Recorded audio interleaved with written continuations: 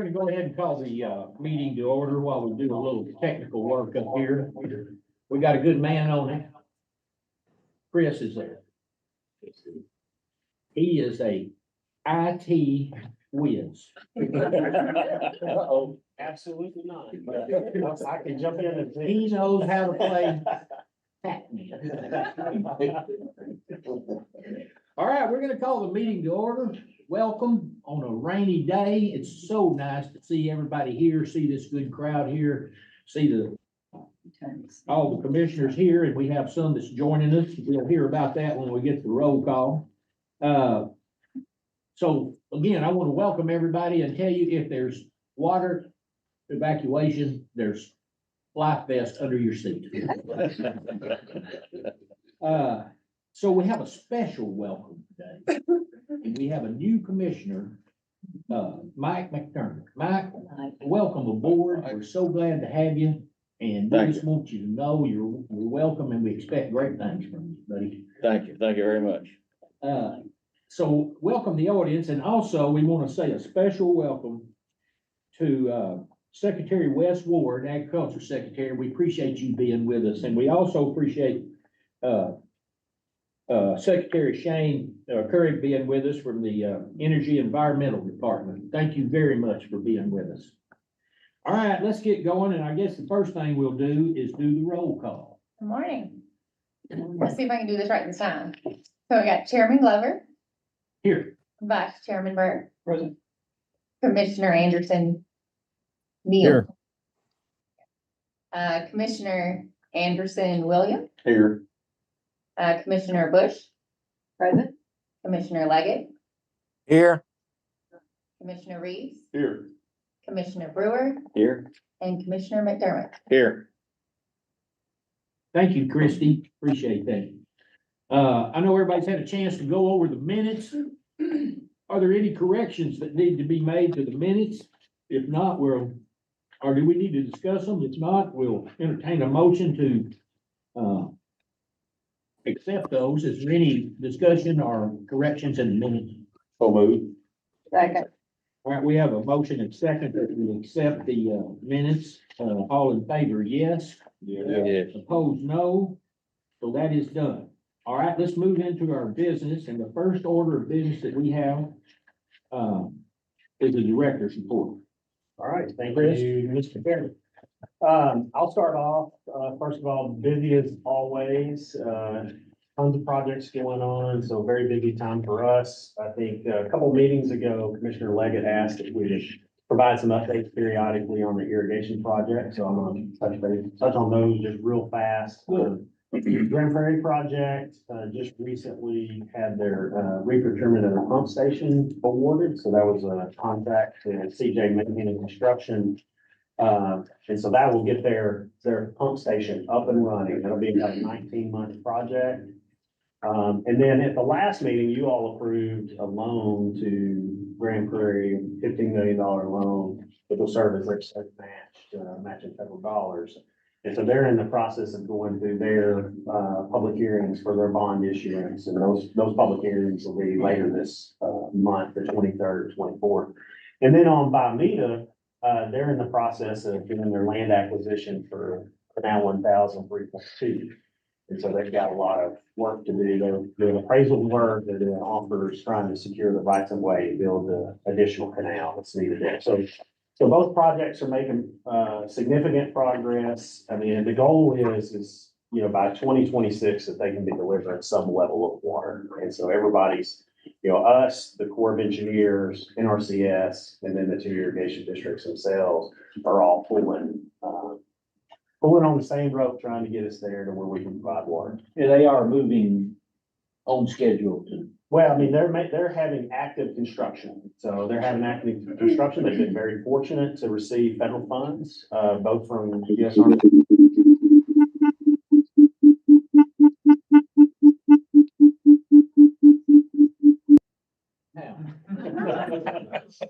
So Tell him to quit scratching his back. anyway, so that's it on the irrigation projects. Many of you may have seen recently that the Department of Agriculture was awarded additional ARPA funds. So 60 million in additional ARPA funds. 5 million of that is going directly to the Rural Water Association. They help us all across the state. Dennis Sternberg's here today, but this is to purchase emergency equipment.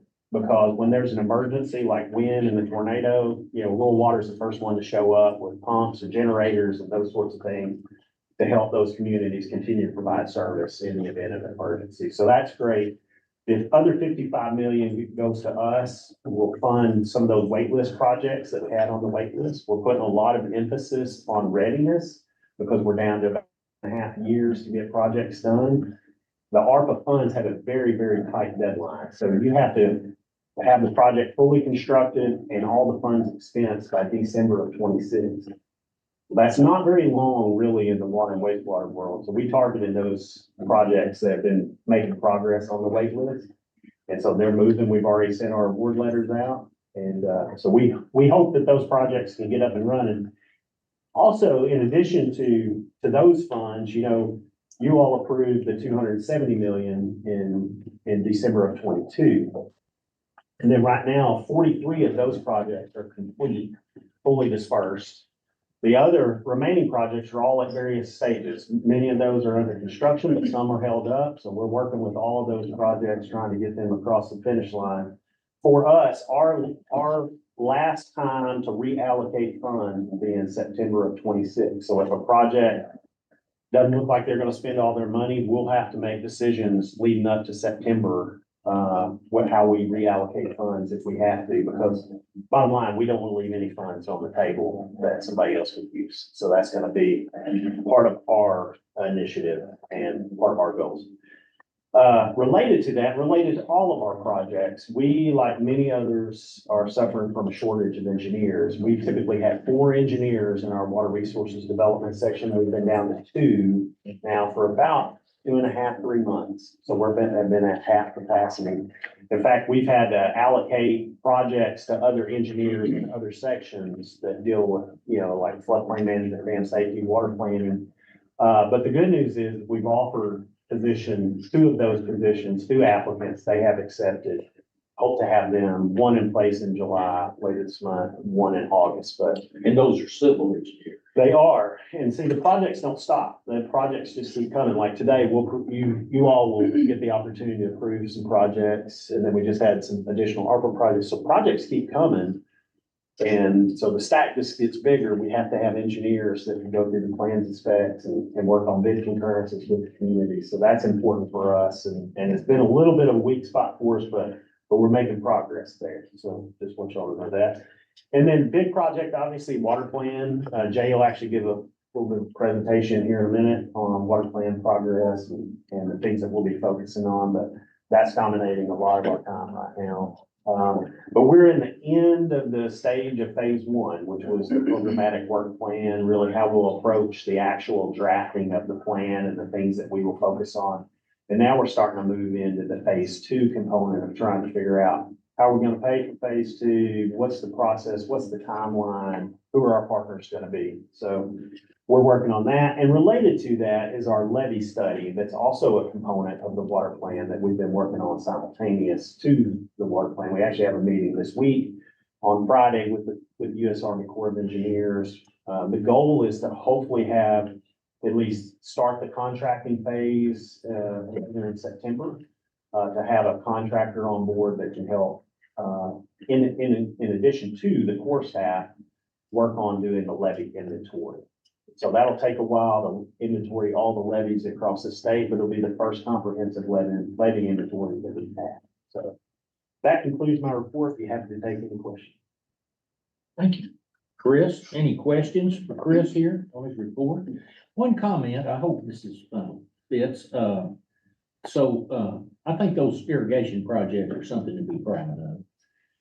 I tell you, we work in groundwater every day. And so, when you think about what happens if we've been wet, for the most part, for the last, we'll say 8 to 10 years, 8 years at least, there will be, what happens when we get dry? I mean, I think that's always been a fear, and how do we diversify where we get our water from? The 2014 plan suggested conjunctive water use, which is using surface water in conjunction with groundwater, and that's what those two projects do. When they're fully up and running, you're looking at over 500,000 acres that'll be irrigated with surface water, which is, that will mean a lot if we ever go into significant drought. And we Nobody can- will. Nobody can predict. That's that. gonna We have happen in the sometime. past.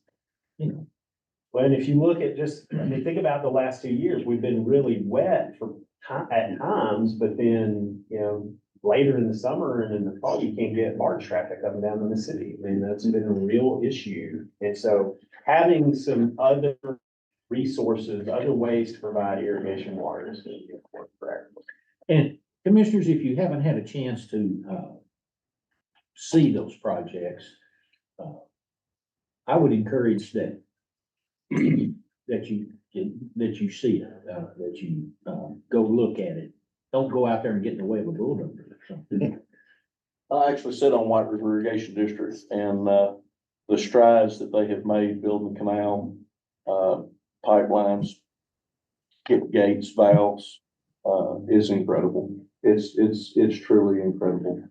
I didn't think they'd pump water by 2026, and maybe we won't, but I could see how we could pump water, how we could have a delivery system that was viable and usable by 2026.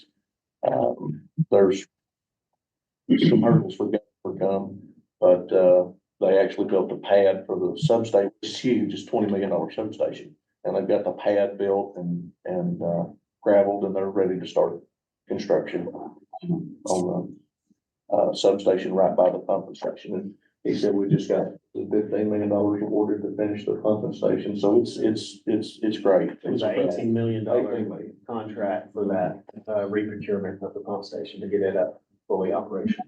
We have a list of those funds that we've funded, those companies we funded with that were on the waiting list. I do not have it with me, but I can send it to you. I'd love to get it. Yeah. Copy of it. And I don't wanna beat this dead horse, but I just think it's something to be proud of nationwide. All this water's running down the White River and going to the ocean, and now we're diverting it to. It is my understanding that White River Irrigation District will be the largest project of its kind in the nation.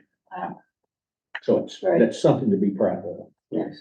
Okay, Mr. Chairman, I don't Yes. have a question. I do have a comment. yes, ma'am. I just want to say to Chris and Debbie and all the staff,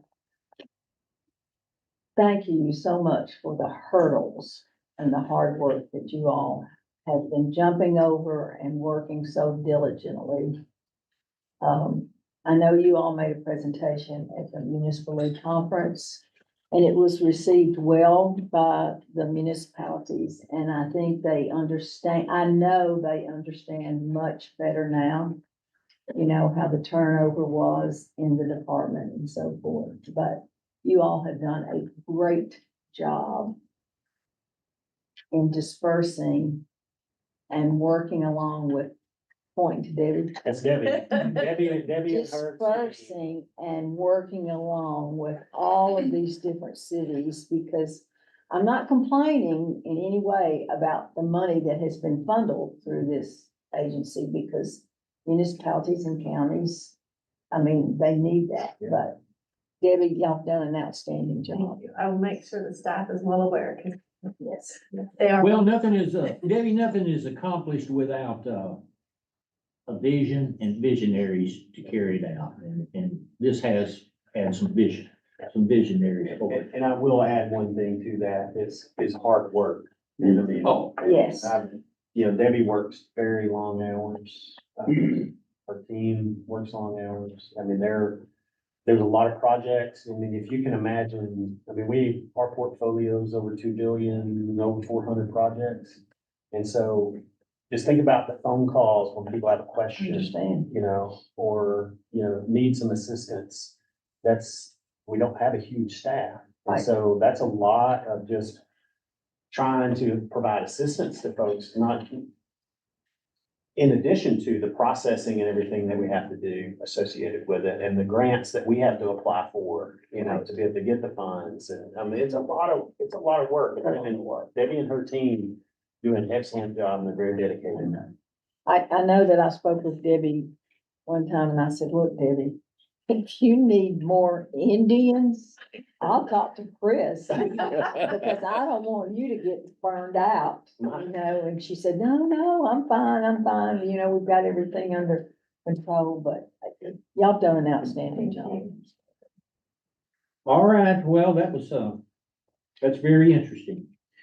All right, let's move on to our next order of business, and that would be a financial report from Mr. Zaki. Mr. Zaki, welcome aboard this morning. Thank you, Mr. Chairman. Good morning, members. On the financial report for the period ending June 30, 2020. On the Water Development Fund, resources provided through the end of this reporting period total, about 3.3 million. Including repayments. This disbursement through the end of June totaled about 1.2 million. With 8.8 million in outstanding commitment, including our emergency reserve. Two new financial assistance requests to report totaling 190,000 and 2D obligations totaling 1.2 million, leaving 5.7 million available for future water development projects. On the water, sewer, solid waste, resources were provided through the end of this reporting period total about 4.8 million. All repayments. Disbursement through the end of June totaled about 1.6 million. With 11 million in outstanding commitment, including our emergency reserve, no new financial assistance request to report. But 2D obligations for report totaling $800,000. This leaves 8.8 million available for future water, sewer, solid waste project. On the general obligation bonds, no new obligations to report. With bond proceeds at 30 million. This leaves about 16 million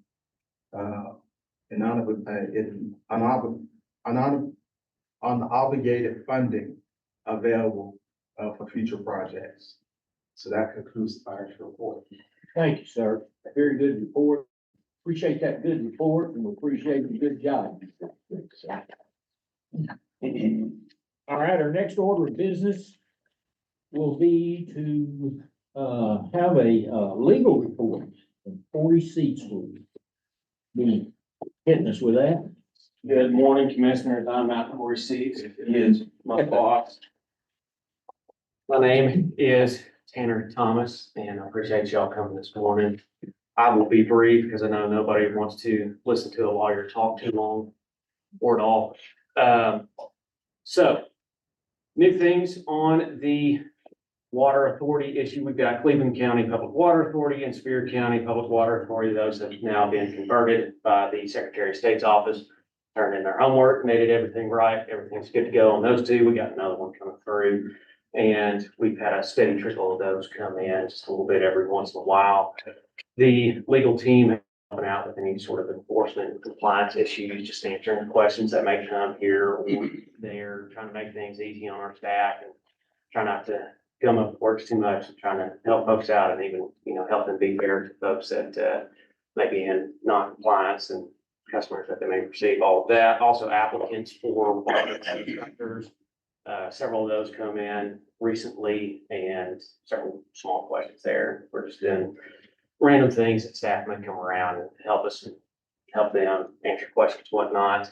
Two new Attorney General certifications for grant fundings have been approved, essentially granted permission letters or certification from them. One for the state revolving fund in order to use those for pollution leverage monies in the revolving loans or sewage overflow, general water pollution, and things like that. And also the Safe Drinking Water Fund. The Arkansas Department of Agriculture's division may enter into capitalization grant agreements with the Environmental Protection Agency to accept capitalization awards made under Safe Water Drinking Act and to manage the fund to advance this objective. And Chris also mentioned the Arkansas Rural Water Association agreement, we took a look at that, and, lawyers taking a look at the agreement, that's Bill Flowers, so they did all the work, so we can say we looked at it, no, I'm just kidding. And so took a look at that, and that's all that's going on the natural resource side, completely speaking. Any questions? Any questions? Legal questions? Or any other questions? You would field any other questions? Answer anything, it may not be right, but. All right, buddy, we appreciate it. Thanks, sir. Thank you very much. All right, so we're gonna have a, water plan update. Jay Whisker, did say, I pronounced your name right. Yes, sir. Didn't I? You said it wrong. No, I don't think so. If you did, I didn't watch. I didn't pay attention. My name is Jay Whisker. As we start off here, we good to go, Megan? Yes. Okay. I had 18 slides. Chris gave me 10 minutes. I think he's a little nervous. I was gonna go over, but these slides go quick, so I should be done pretty quickly. As long as my clicker works. Okay. So to catch you up just a little bit, we had the Arkansas Water Plan. We started the first one in 1939. 39 years later, we did one in 75, 15 years later in 90. Then we did another one in 2014. So we've done 4 plans since 1939, and it came time to do one again. We did that in 2014. We went over the different parts and pieces. The biggest part was a comprehensive program, all parts of water for the whole state. So we went through, and the one I like about this most is we did 250 meetings across the state in 2014. Wow. So we could go and ask everybody what they did. So the report is very comprehensive, and it's only 10 years old. So the idea was to do another one and to look at the parts of the 2014 plan, not replace it, but update it. So if you look at the 7 parts of the plan, these were the key components. I'm gonna spend just a minute on this slide because it's important as what we have here. So when you get to demands isn't just the demands of water, it demands water for everybody. It was drinking water, agriculture, industrial, quantity for navigation, recreation, and tourism. So demand is a big one. It should have a home of the slide. I left it off. I just tell you what it is. But demand is a big one, and everybody wants it, but not everybody gets the ones they need. So it's a balancing act for trying to get everybody what they want. Then you have science and technology. The biggest one there is to find data gaps that we have and find science and technology so we can fix those, so we can get the information to the right people. Infrastructure is another big one, as you know. As we've gone across the state for phase 1, I'll get to this in a minute, infrastructure was number 1. As you can see by the requests you get from ARPA, I think we funded 270 million. I think we had over $1 billion in requests is my recollection. Ecological protection, very important. We need to make sure that the water's clean and good and that it's good for everybody, not just us, but fish and wildlife as well. Water management kind of goes into surface versus ground. We've talked about it a little bit here. You talk about irrigation for crops coming out of wells, and now we're trying to give them surface water so that we can get some of that water back into the groundwater system. And then you have the administration, and you talk about drought. I mean, all these things you've already talked about just this morning.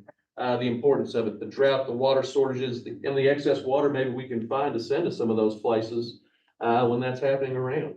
And then, of course, education is important as well.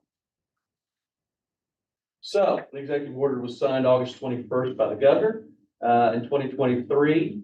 And we needed to get a plan together. We decided to do it in phase 1 and phase 2. Phase 1 was due in 1 year. Obviously, that's August 21st of 2024. We're on schedule to do that as we speak.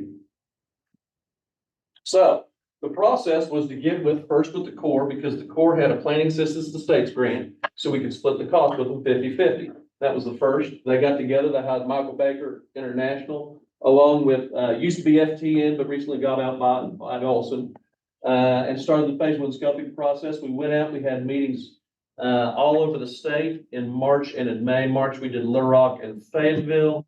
And then we did the 4 corners of the state along with Little Rock in May. So we went through there and gathered information from all the people out there. And that's what we came up with the 7 stakeholder meetings. We're about to phase 2, which I'm going to kind of go over next. But phase 1 was gathering data. What do we need to change? What in the 2014 plan is good? What in the 2014 plan needs to be changed? What do we need to look at? And that's where we're at right now. is trying to get those pieces together so that we can get those to the governor so that we can explain what parts we need to change and look at. So precipitation, we just talked about earlier. We still get rain, we get a lot of rain. One of the biggest years we had in rain last year, but again, we can't get goods up and down the Mississippi River for 2 straight years. That's a problem. So is it during the wet season that we're having problem? Is it during the growing season? Is it during the dry season in the winter? This is what it is. You got to look at it over a many-year period. This is a 9-year period of different rains that we have. Groundwater. You can see the different parts of groundwater that people using all over South and East West Arkansas. And then here you can see the red spots as it's diminishing in some of the areas. We need to make sure that we're getting surface water in those areas so that we can help get the groundwater to everybody. Use demands. Now, this is 2014 numbers. This will be updated in the 2024 plan. So this is just kind of getting new from the 2014 standard, what's out there. 71% of water was supplied from groundwater. That's for everybody. 80% was crop irrigation of all the water used. Okay? Then if you add in thermoelectric power municipal drinking water, that's 94.5%. So rounding up 95% of all water used was used by crop irrigation, thermoelectric power, and drinking water. Things we've got to look at. Are they the same? Are they different? We don't know. That's what we want to know. Population, and I'm gonna go ahead to the next one. Population, as you look, we have a big percentage of gaining and losing people in the state. For drinking water, it's a big deal. Gaining is obviously a big deal. Where are you gonna get it? Do we have enough? Are you groundwater? Are you lake water? Do we have enough lake water allocated? If it's with the Corps, it takes, my understanding, several years to get lake water allocations changed. So they gotta look at those now. Benton County gets their, well, Benton and Washington County get theirs out of 2 different sources, both from Beaver Lake. Their allocations are getting near the end, and they're actually getting their water plant from 120 million gallons a day for Beaver water. They plan to go to 200 million gallons a day. That's to keep up with the demand. Obviously, with a 28.5% increase, big deal. Just even looking at a 3-year from 2020 to 2023, you can see that Central Arkansas, Northwest Arkansas, and it's funny, it almost follows the White River. If you go from lakes all the way through here, and as you turn south on the White River, it's gain, gain, gain, lose, lose, lose. So population increase and decrease is just as important as increase. So you have the same infrastructure, you're still paying off bonds that are 20 years old, but you have less people to do it. Becomes a problem. So we need to know what these trends are so we can help everybody. And once again, this is just municipal water. I gave you the demands of all the different people that want that same water. So there's everybody competing for it. Arkansans poll, and as you can tell, protecting sources of drinking water, 98%. That was the biggest one. As you go through the different parts and pieces of this, they're all good. But interestingly enough, 87%, even on the low end, all wanted good water for just this one that's over here, which is improving programs focusing on species that are declining and rare. People like water, and they want it for all different reasons.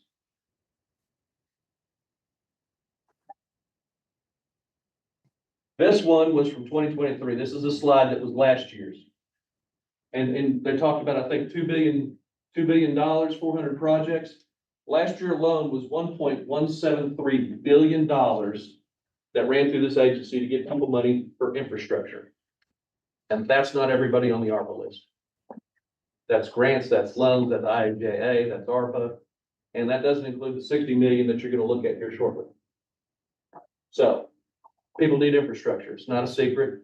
It wasn't a secret in 2014, and that's 10 years ago, and people still need it. Now, I have these slides in because I'm an engineer, and the water quality part kind of escapes me sometimes. I forget, being in natural resources, that it's for everybody, including animals. And I see this lady drinking over here, this girl drinking over here. It's important to have water quality because we drink it. You know, you want to keep it good. You look at the Lake Maumelle regulations. It's just not about infrastructure and getting it to them. It's making sure that the area around it keeps it clean. And then, of course, you got to keep it clean for everybody.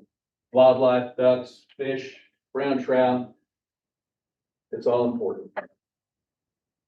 I've been talking, just look at my slide, I haven't even looked at my notes. As we go through this, and you gotta remember, we also have two big rivers running through us. You have the Arkansas River coming through here, and then you have the Little Red, or the Red River running through here. And so we have to have state compacts with them to make sure that not only are we giving them good, clean water. So for instance, Fayetteville actually kind of runs into Oklahoma and the Illinois River, which runs into the Arkansas River, and then we get the water back. We want to give them good water, but we want the water to come back good to us as well. Same in the Red River category. We get it all here from Oklahoma and Texas. We bring it in, we come around, and then we send it down to Louisiana as it goes down through here. And then all these pieces come in down through Louisiana, and they not only want their water clean, but they want enough of it to make sure that they're getting their water for their crop time. So the last part of this is flood planning. I'll keep this real short. The 2014, it's interesting, they do a lot of water plan updates after major events. And in 2014, it was my understanding they had 3 years in a row of drought. So the 2014 plan concentrated a lot on drought. What do we do when there is a drought? How do we get water? How do we stop other people from using water when we need it for these different things? That was a big concentration. Well, of course, in 2019, the Arkansas River flooded.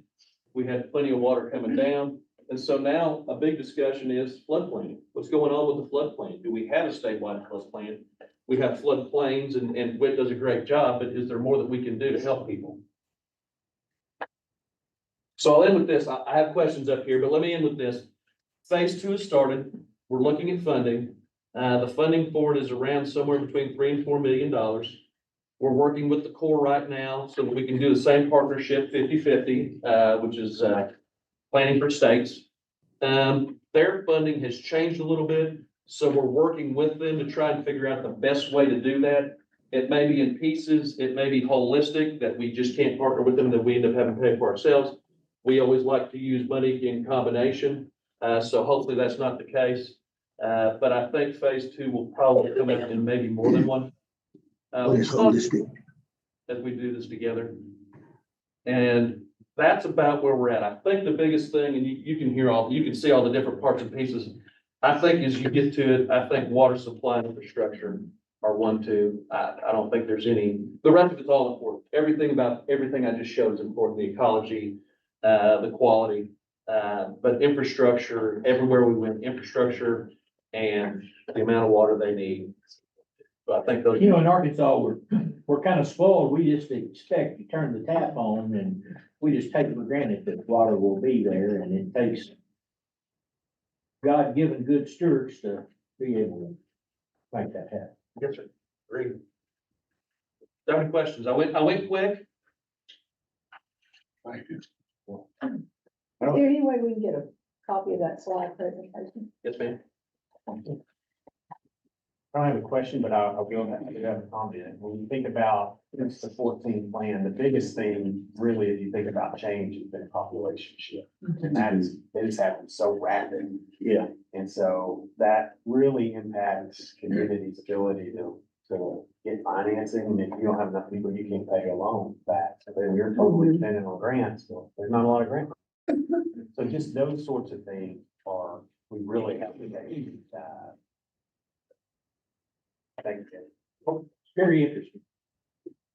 All right, so our next order of business will be grants to districts, and that's going to be presented to us by Megan Perkins.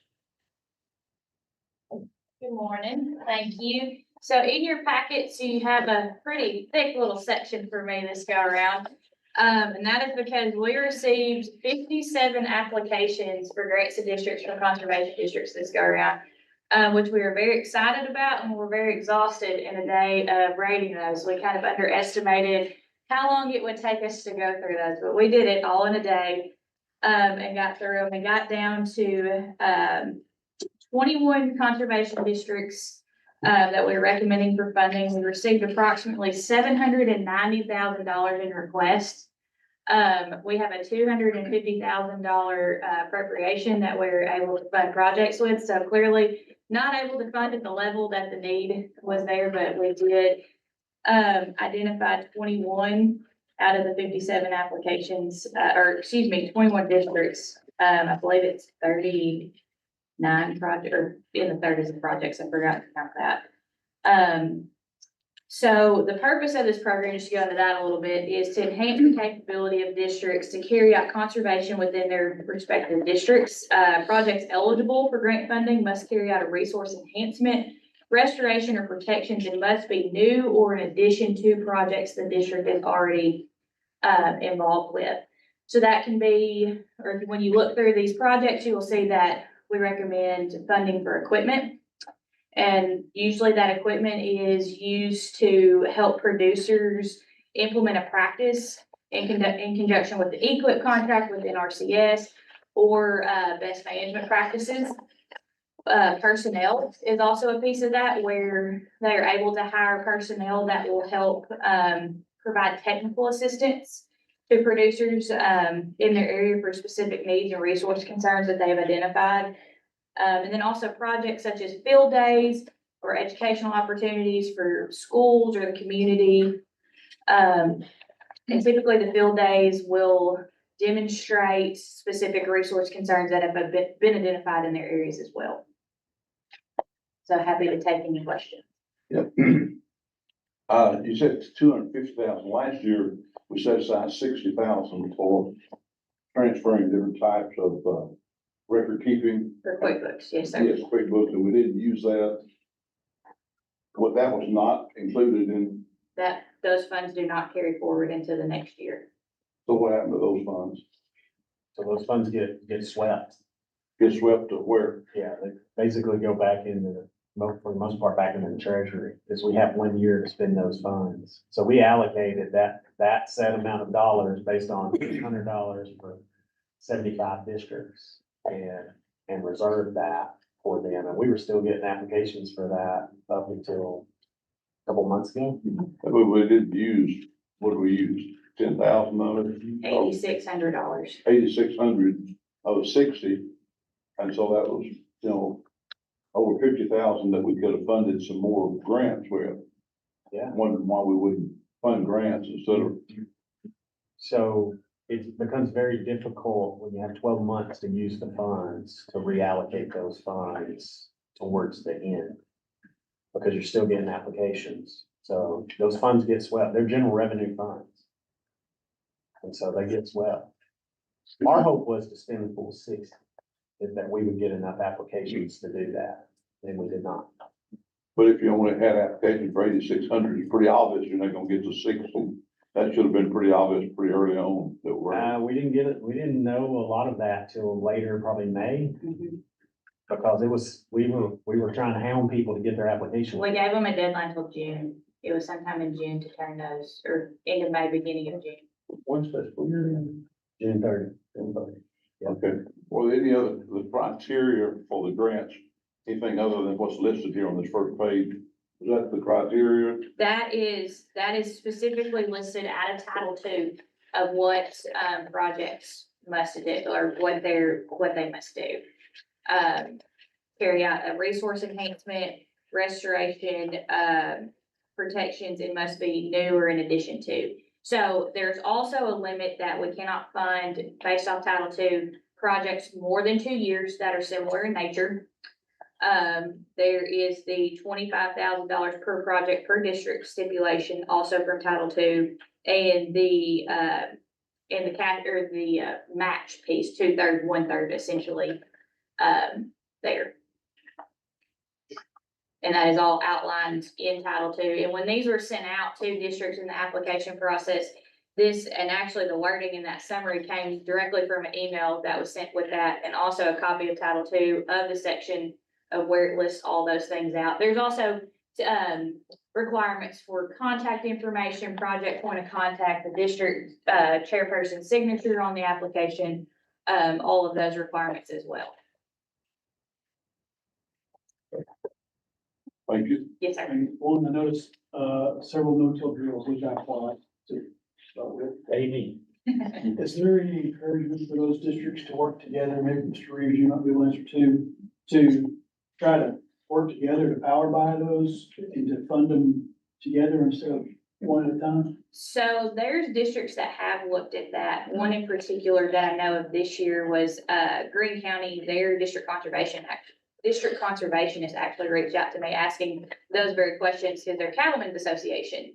Folks up there in a multi-county area were looking at that. We do encourage them to partner with, neighboring conservation districts to look at, because some resource concerns you might think are just in your county, but they're really a regional, type issue. And so we've asked them to reach out to folks around them to look at that very thing. And that also goes into NRCS is working on beefing up and improving the locally led process, which they've had a good start with this last year and are gonna continue to work on that. And we try to plug into that too, where you're at resource concerns, maybe just not in your district or in your county, but outside too, because for that very reason, to where you could partner. And if there was a very large piece of equipment or some other piece that was expensive, that 2 or 3 districts could come in to pull the money for that. It also kind of goes into the local politics of that a bit, of who uses what, and, figuring out how kind of equitably distribute the use of that equipment and stuff, but it's definitely something we do encourage and look for. Second question is on the financial audits, do we also do asset audits when we're providing grants to make sure that it's still in service? I believe that is part, I'll have to double check on the agreed upon procedures, but I believe I've seen in some where they might notate if it had an inventory tag or something something along those lines to make sure that they're there. But they do try to make sure that they can lay eyes or at least identify where those are, because you don't want them parked somewhere just not being used or that sort of thing. Well, we just recently did an inventory ourselves, just to see, what pieces of equipment the districts had, how often they use it. And I was surprised really at that in some counties that get used. A lot of small landowners. Yeah.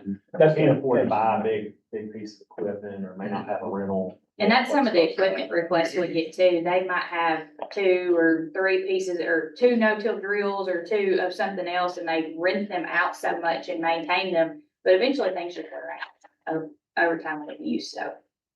I know in Faulkner County, in my district, those equipment purchases have been a game changer for people. For your small operator, to your hunters, it's just been a game changer, and they have spray rig too, and they're in the process of buying a chicken litter spreader. So, but they do a very good job, and they maintain stuff very well. That's the big. But it's been a game changer for people in Faulkner County. It gets folks in the door, opens up the opportunity to show them the programs that are available and what conservation is and what they can do to improve functionality.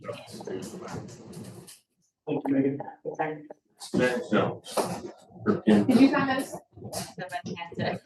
I think here,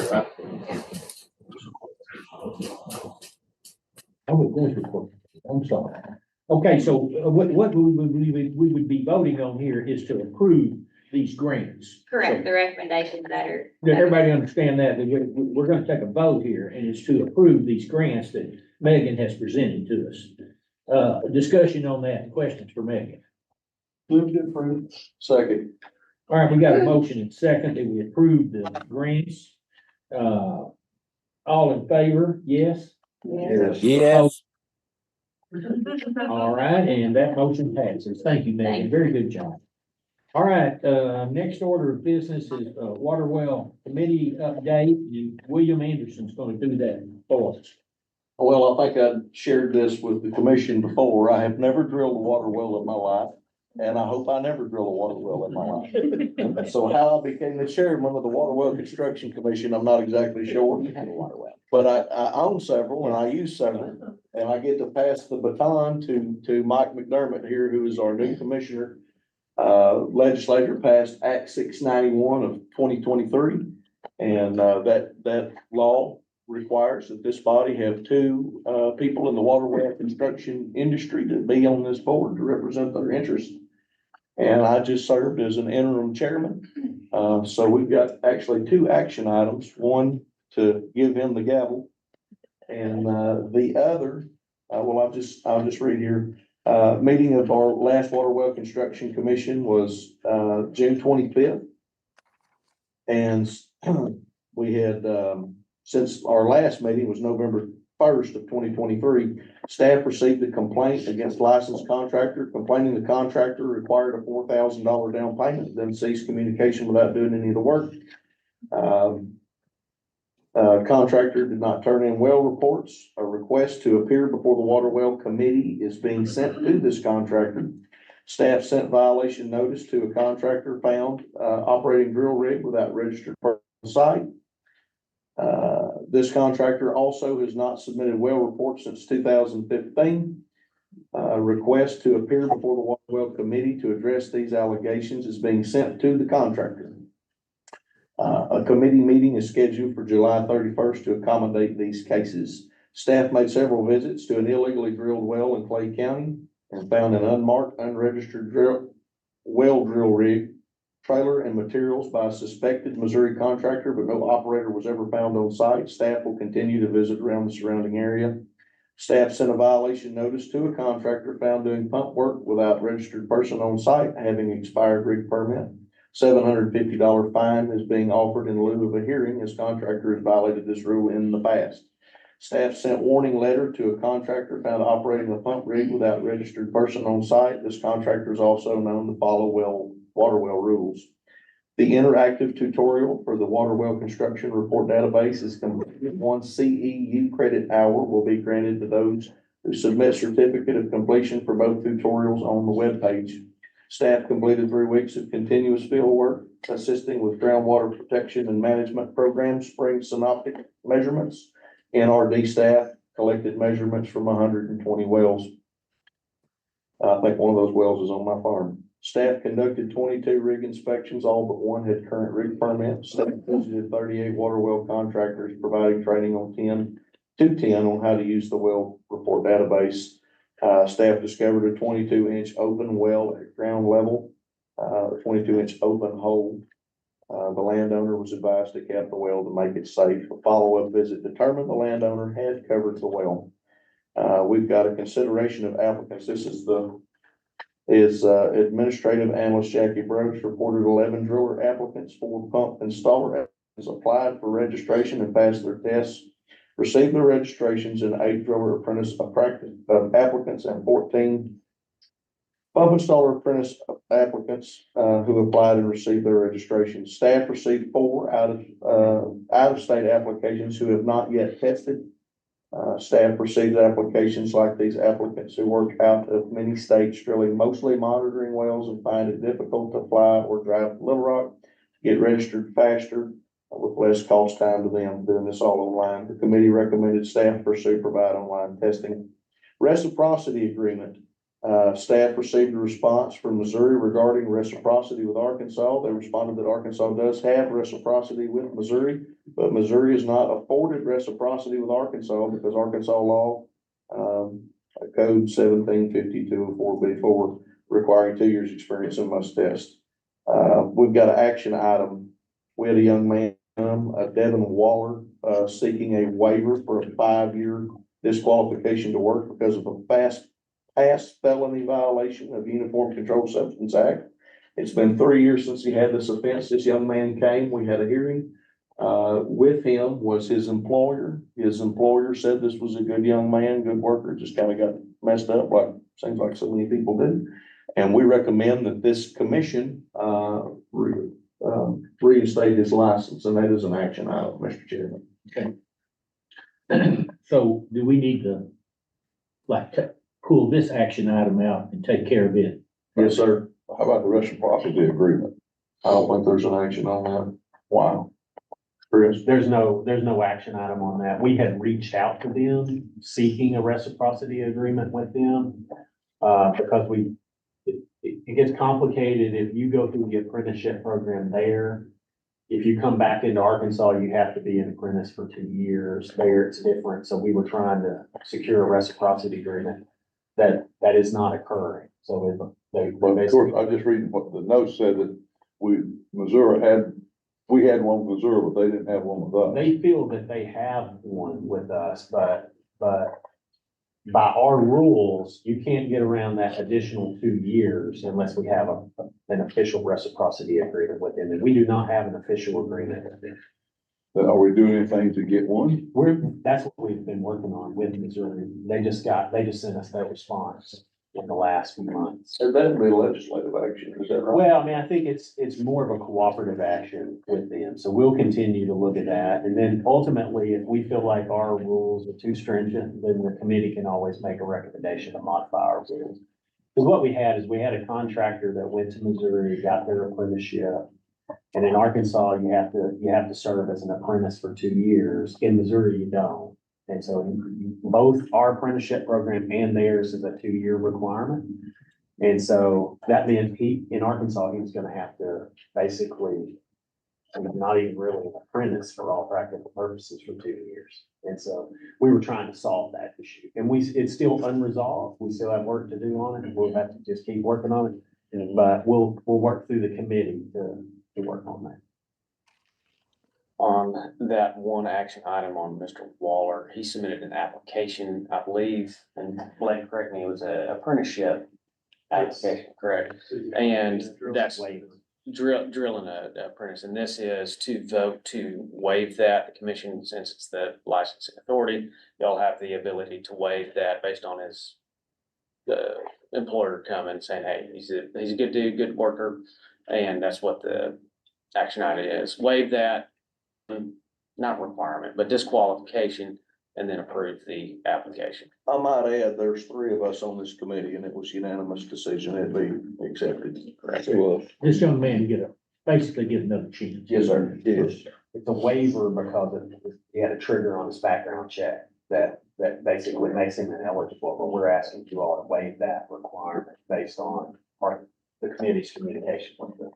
Well, I sort of don't have any problem with that. I just would like us to be sure that we're working well with our neighbors. Yeah.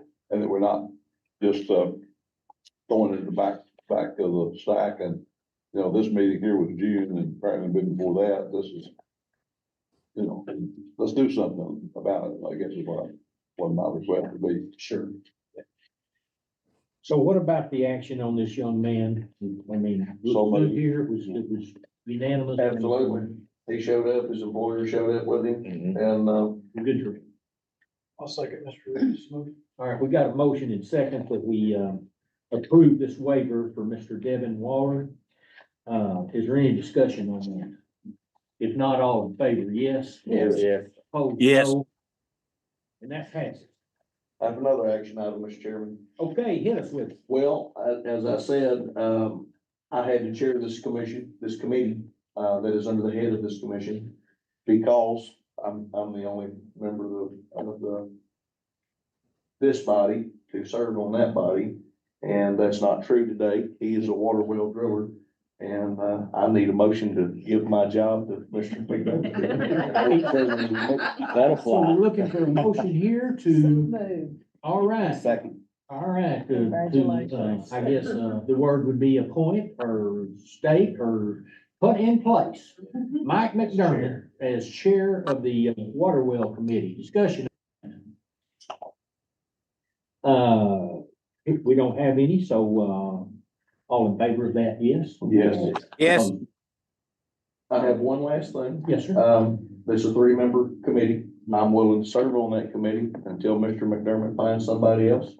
Or if he wants me to stay, I'll stay. It's whatever he wants to do, whatever the committee wants to do.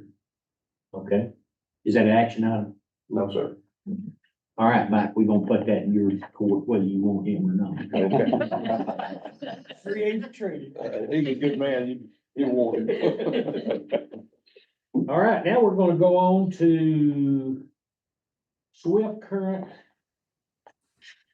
Program update. Yes. Quit. And y'all have to excuse me, I read on a 3rd grade level. It's Montague. Montague. Montague. Montague. Yeah. Montague. Thank you, ma'am, and I'm sorry for That's butchering all your right. name. That's all right. Good Commissioners, Secretary. I'm here to talk to you about, an opportunity that I'm very excited about. It's an opportunity to protect those, our neighbors, our family, our friends who are most impacted by flood, to move them away from this risk, to reduce their risk. It's through a partnership with FEMA and the Department of Ag, and it's called Project Swift Current.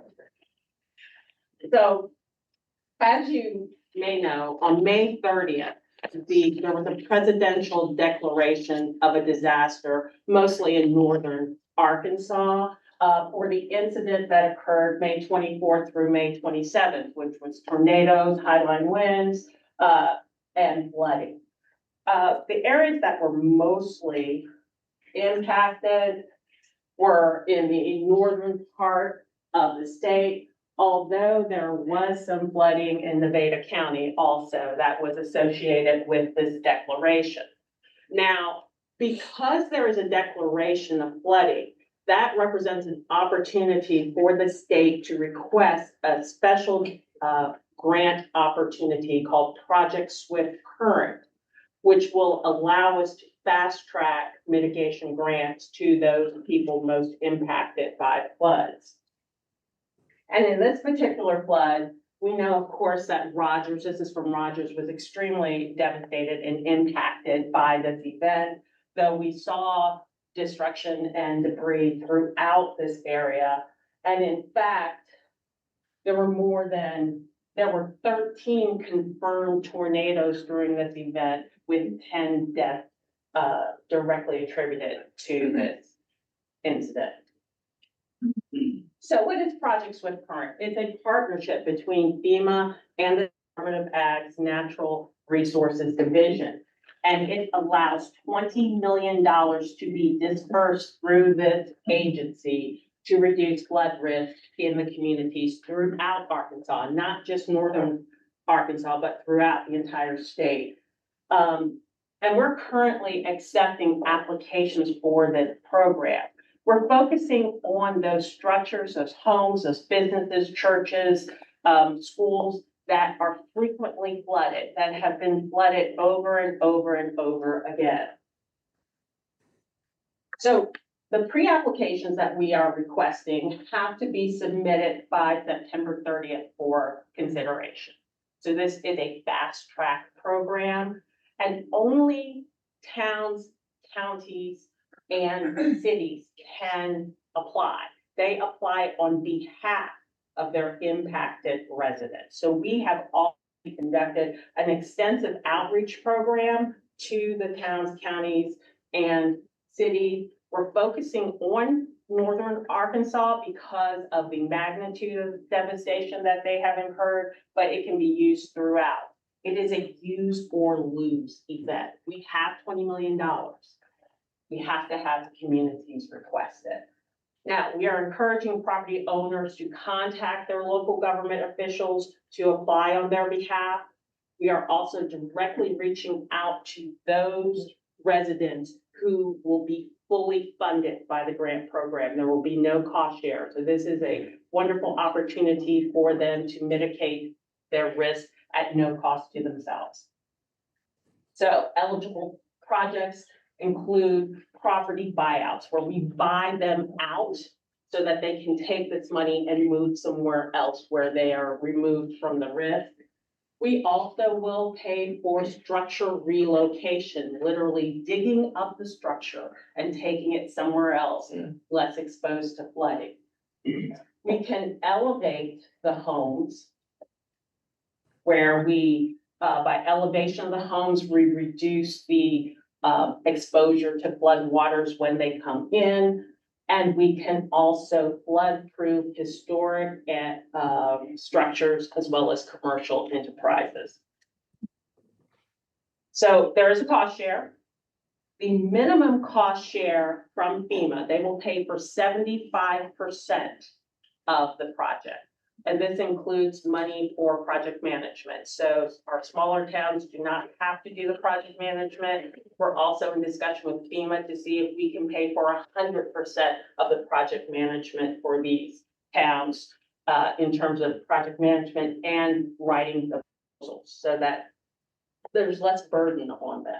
The maximum cost share is 100% from FEMA. The 100% depends on how often and how severely you were flooded. We have more than 100 structures throughout the state that have been flooded. The damage that they have incurred costs more than their home is worth. So they have received more than their home is worth. Also, if you're in a low or moderate income community, you may also apply for the 100% cost share. So the outcome of this, we hope to have as many people as possible take advantage of this. In the city of Rogers, they are looking at buying out an entire neighborhood, including 2 apartment blocks that have been known to repetitively flood and cause issues for the community, and use that as an opportunity to remove people from this high-risk area and then create a regional detention facility, so that they're not only removing people who are currently at risk, but reducing risk for the people downstream of this, as well as providing a buffer, if you will, for future growth. So if there are any questions, I would be happy to take. If this is approved, and like you mentioned, the area here of Rogers, Mhm. and they want this, is everyone there, are they forced to sell, required to sell, or is it optional? This is a voluntary program, and what we love to tell people is apply. You can always say no, even after the award is there, but you can't get the money if you never apply. You mean the municipalities have to apply? Right. I'm talking about the individuals that The live in same that area. thing, the same thing. So the individuals are applying through the local, there's the city, the county, the town. And even the day of, if they go to settlement and close and they decide they don't want their property bought out, there's no, they can walk away at that point. They can always walk away. So if we approve this, and then I get now sells it because it was owned by my great grandfather, and they lived there all this time, and they've all avoided the flood. And I just don't wanna sell it, I don't have to. You don't have to. Hey, what about, people in unincorporated areas? You know, So, like you live out in the country. so the counties can apply on behalf of those people who are in the unincorporated portions. So how are we getting the word out that this is available? So we send out a mailer to all the floodplain administrators and mayors and judges. So we had a flyer go out. Now, the caveat to this project, to this program, is that the community must be a participating NFIP community. So they have to be in the National Flood Insurance Program. So for example, Baxter cannot participate because they are not a participating county. But even with that said, we literally have hundreds of potential buyouts and renovations.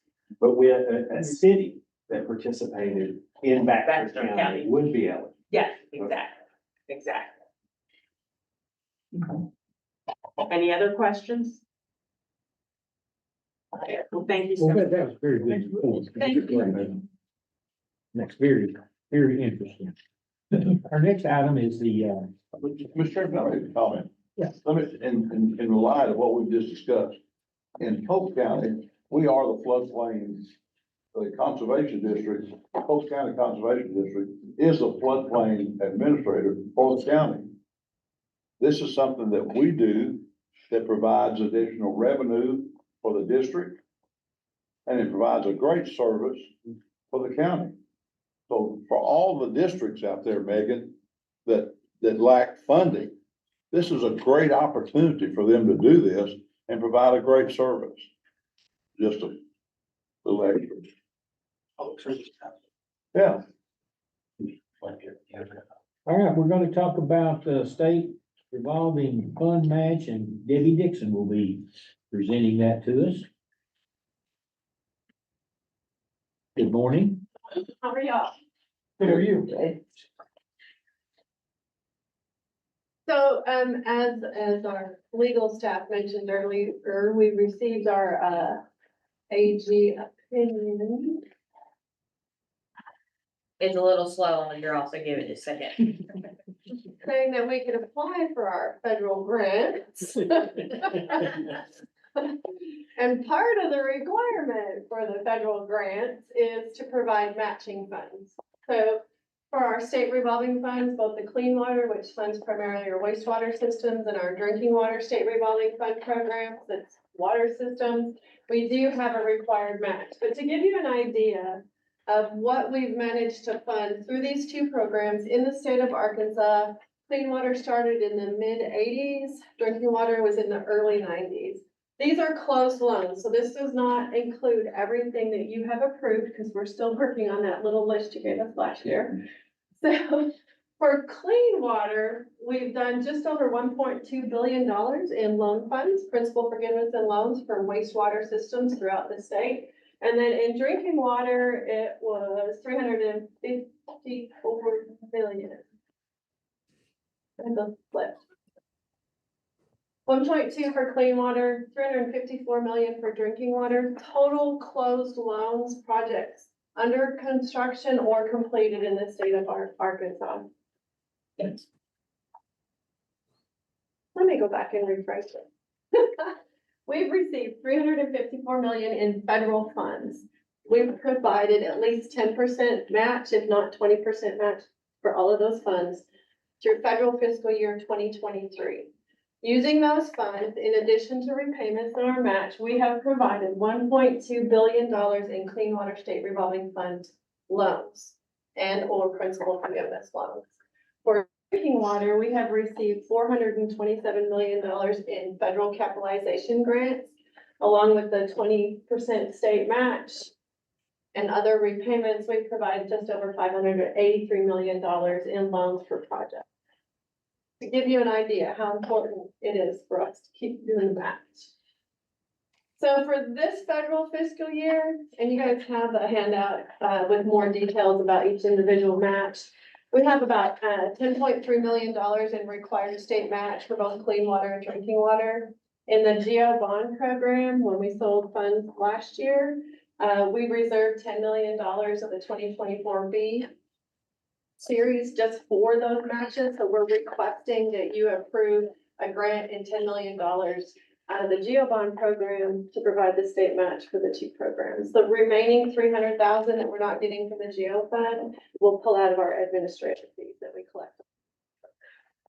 So that is the next. And we won't take that as we go through here. You can, this one I would like to do separate from the other one. So if you would like to do an action item like this. Okay, okay, so everybody understand this? We're gonna approve this, 10 million.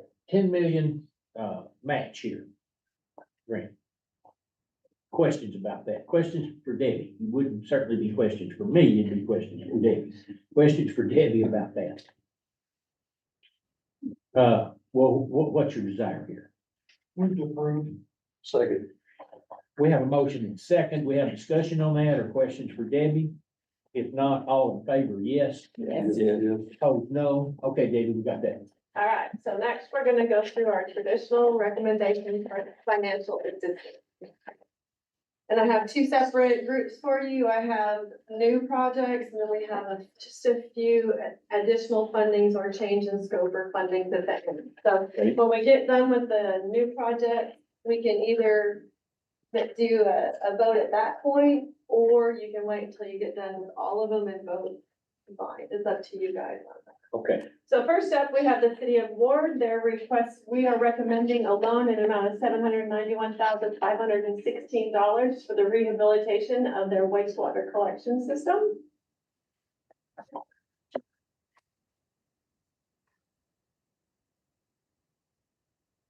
In their project budget, you can see here that they actually received a $500,000 grant from the CDBG program. That's why they're reducing it down to $791,000 per month.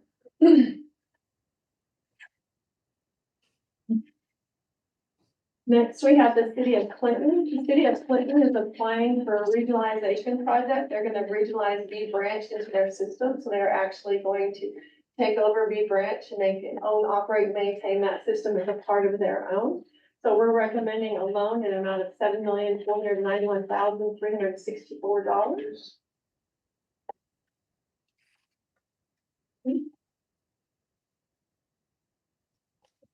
You can see in this project breakdown here, about $6 million of that is construction, and that does include work in the city of B Branch in order to bring their system up to the requirements of the Clinton system. B Branch did previously receive from funding, some funding through this permission to also do some upgrades in their system. So I anticipate that this amount will actually reduce some because we'll use those funds to apply towards this project as well. So we anticipate that this may be less than the full 7.4, but total project, $7.4 million. With no waiver or anything on this. Waiver? Yes, it's no grant, it's just a loan. No, B Branch previously received loan and principal forgiveness as a separate project. So we're gonna combine the two. So we anticipate this loan will actually be less because they did get some. Next, we have the city of Malvern. This is a lead service line, application, lead service line replacement of program funding. Lead service line is separate from our traditional projects, so that's why we can offer principal forgiveness for this one. This is a requirement of the program. So they're getting about 49% principal forgiveness, 51% loan, so that's what we're recommending.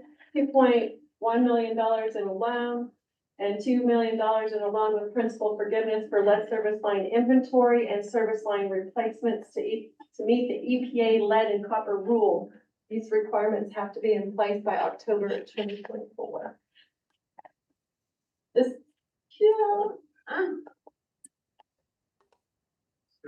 what happened? Where'd it go?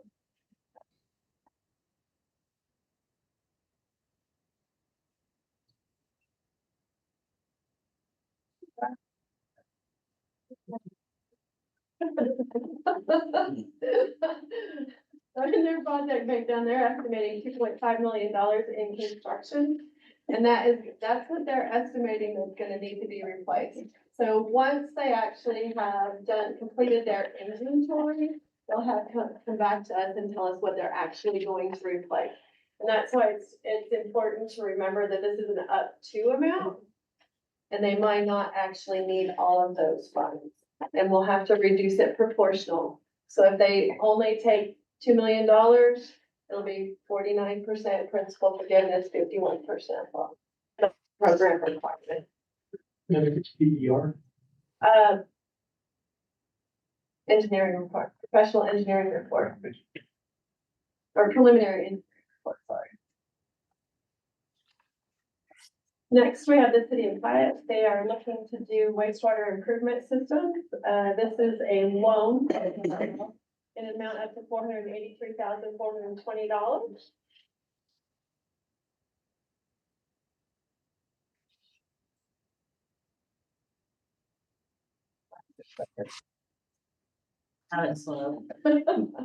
Here's our project budget for this one, $372,000 in construction, as you can see there. For a total of $483,420.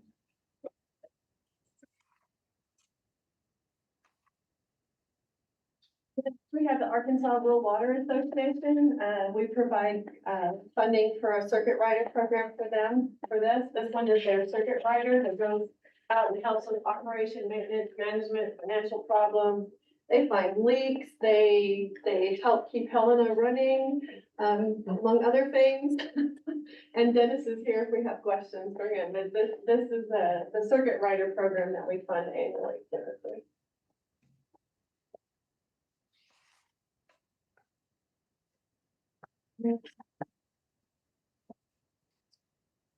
We're also recommending an amount of $65,000 in a grant on the Water Development Fund for the technical assistance grant. Rural Water will go out and they geolocate all of the assets or a set number of assets in a select county so that when there is an emergency and they call Rural Water, they know where to go to help them with generators, pumps, all kinds of different things.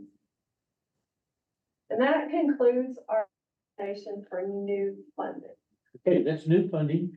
So what about y'all think we just go on with this other two and just consider it all? And that suits you, right, Debbie? Yeah, that's fine. All right, well, let's just go on and consider everything together. All right, so next up, we have our recommendations for changes in funding, additional funding, change in scope. We have all kinds of changes this time around. So the city of McGehee is looking for an additional $200,000. It's going to be in the form of a loan from the Clean Water State Revolving Fund. They opened bids and had additional construction costs.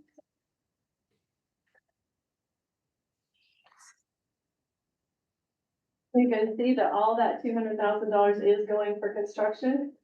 So their total project cost will be $1,035,000.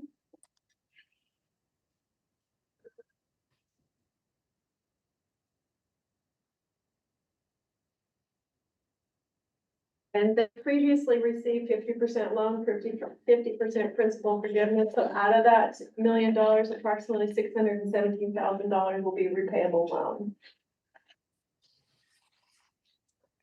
Next, we have Runyon Acres. They're looking for an additional $3.3 million out of the Clean Water State Revolving Fund program. And again, this is due to opening bids with additional costs. Their prior loan was 100% principal forgiveness, so all of this funding will be at principal forgiveness, $12.2 million.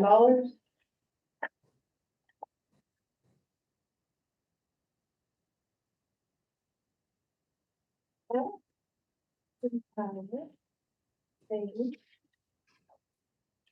Westwood Village, sewer facilities for their, bids came in high as well. They're seeking an amount up to $407,000 in a loan from the Clean Water State Revolving Fund. Their previous funding was 75% loan, 25% principal forgiveness. So of that $2.4 million, approximately $592,000 will be in loan funds. Next, we have the city of Calico Rock. They had a change in scope. So they're really, it's not really changing the loan amount, it's changing the scope from renovating the storage tank to instead replacing the storage tank, putting a new storage tank in. So in this one, the recommendation is to approve the change in scope. Here's the project cost. Again, no change in the cost. It was just moving from rehab to new.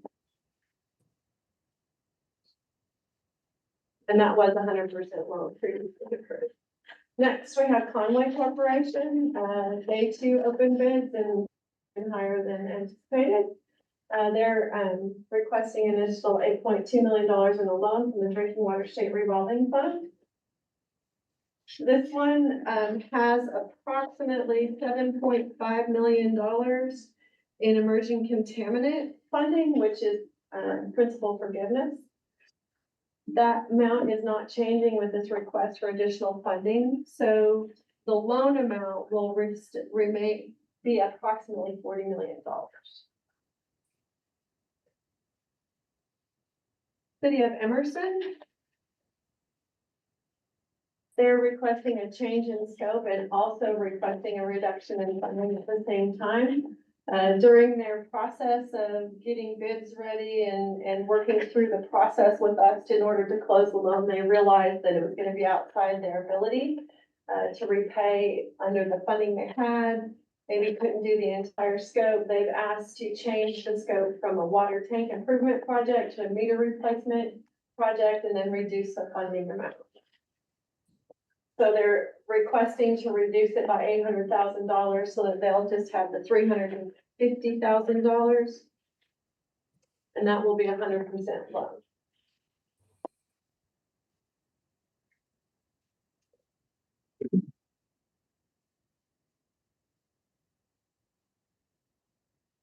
Next, we have the City of Green Forest. They're doing a reduction in scope and funding as well. They want to reduce it so that their debt service is more sustainable for their community.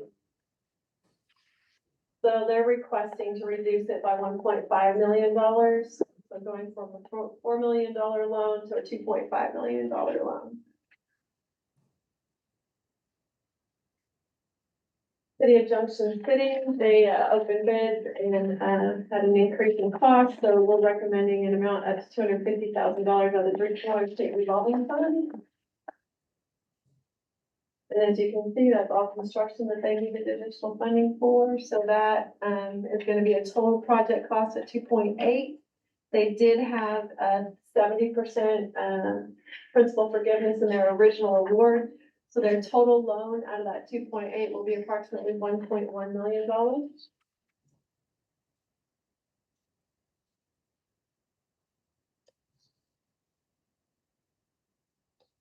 And then last, I believe, we have the city of McGehee, additional funding on their water improvement project. They too received higher costs than expected, so they're requesting an increase in the amount of $150,000 in a loan in the drinking water state revolving fund.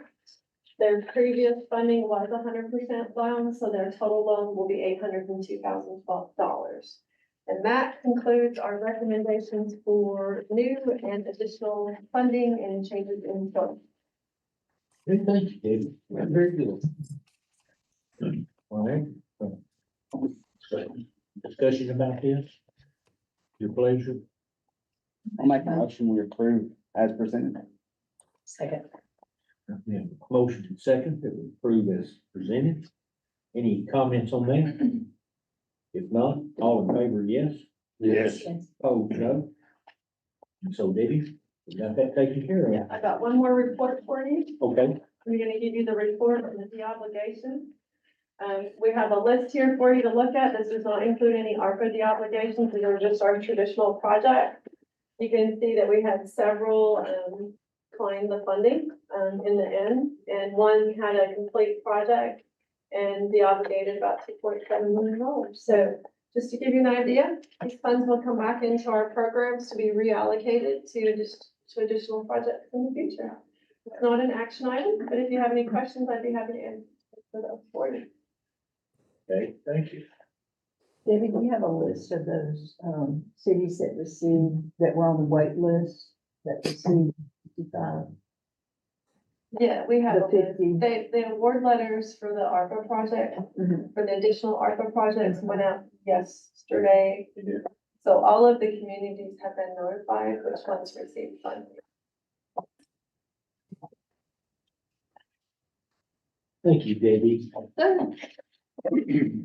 All right, that takes care of our business here. We want to go, we're gonna move right now into partner reports. Kristen?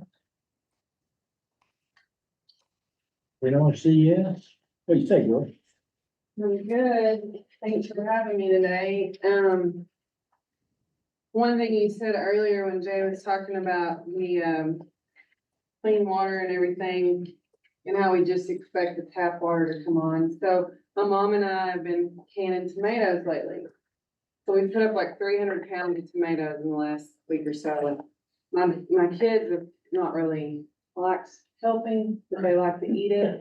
And so, I explained to them, I said, you know, back in the old days, like, you know, you had to can stuff and put stuff up or, you know, you would just die. And she's like, Mom, we might have died. And I'm like, we're gonna have to get tougher.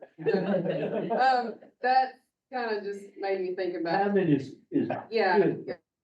So, like he said, I'm Kristen Whitmore and I work with NRCS on Amanda Mathis' partnership staff.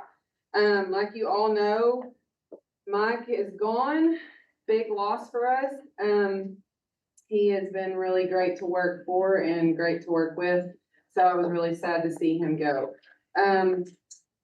Stephen is acting for him currently. And we'll still continue to do that through, potentially through August 22nd. Steve Smedley, he's our engineer. So, the job was advertised. There were applicants. They do have a panel, and they are working through that process. So hopefully, maybe we'll find out who our new state conservationist will be sooner than later. We got a lot going on, so we we're just kind of making sure everything flowed right now. So to start off, one other thing, Megan mentioned, we kind of are trying to ramp up our locally led stuff, and we're working with Debbie and them, through locally led video, working with Extension. And so we're gonna have a really, really good video to put out. We filmed it, we asked people, Kevin and I wrote a script. We worked with all these different people, and so hopefully the product that we have to put out really helps our conservation districts understand that, like, they need to be at the forefront of those meetings. They need to be leading those meetings and, be a good partner in those meetings and what we want from them and that. So as far as to jump into all the money, dollars, acres, this year so far, Equip Classic, our allocation, was 57 million, obligated so far is 36, 885 contracts, and, right at about 104,000 acres.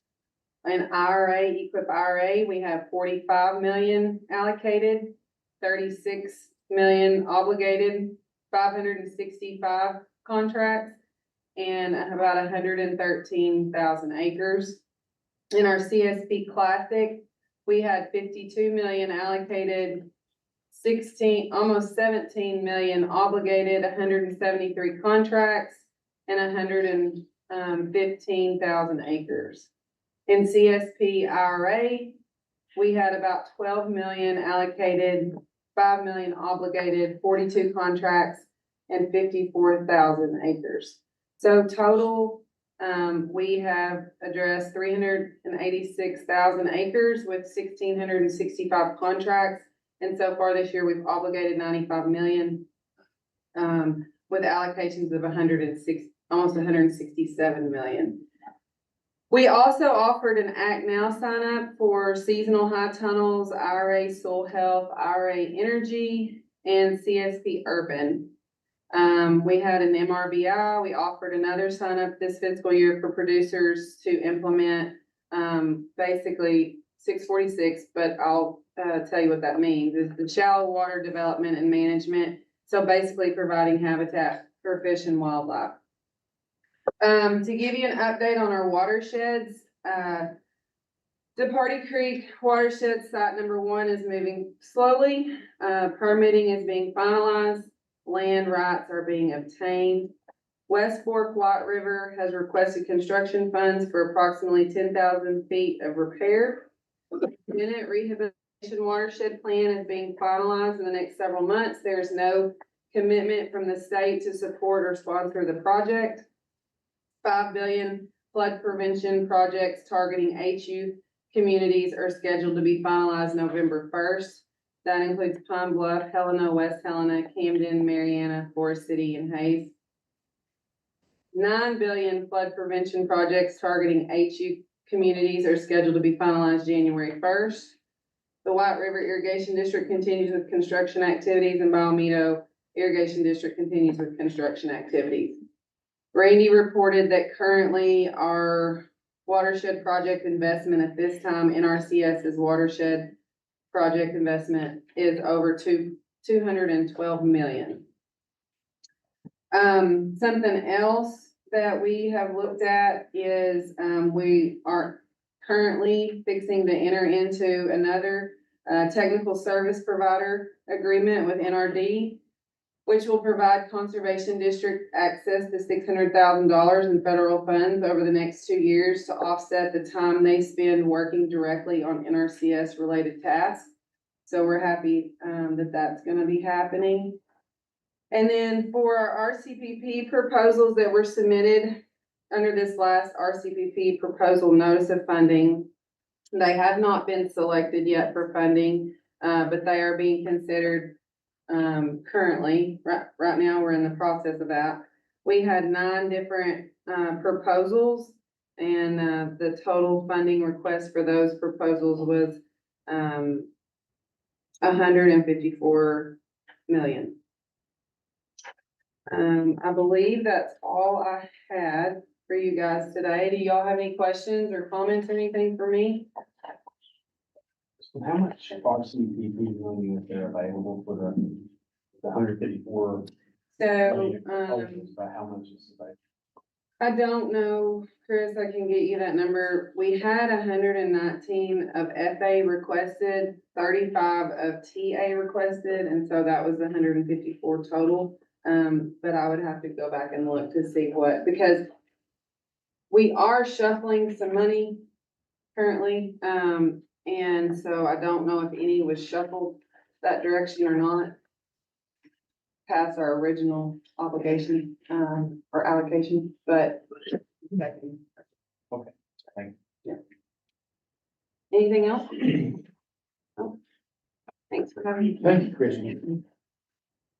Okay, we have, from UAPB, Dr. Bruce McGowan.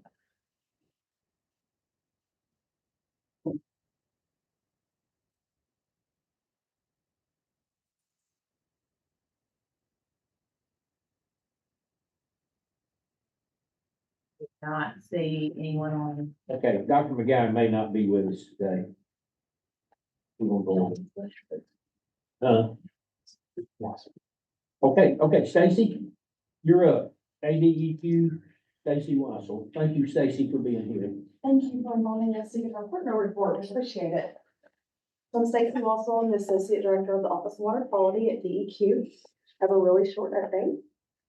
Rule 6, that is our rule for our NIPDES permits. That's the National Point and Discharge Elimination System Permit Program. We have a rulemaking packet that has been filed with our commission, the Arkansas Pollution Control and Ecology Commission. And that packet will go before our commission on the July commission meeting to initiate rulemaking. So that's a pretty big step for us. We're excited about it. We also attended the 4th meeting of the Illinois River Watershed Management Plan. It was very informative. Tate did a great job, so I want to commend him on those meetings. And then with the additional ARPA funds, if there are any recipients that will require any additional permits from us, y'all will please let us know, and we will make sure to prioritize those for review. And that concludes my report. Do you have any questions? Thank you, Stacy. Questions for Stacy? Thank you so much. Stacy. Very good job. And we have, I saw her online there, AACD, Debbie Moreland. I believe she is online with us.